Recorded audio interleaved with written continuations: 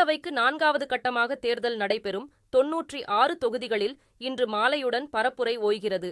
மக்களவைத் தேர்தல் நாடு முழுவதும் 7 கட்டங்களாக நடத்தப்பட்டு வருகிறது.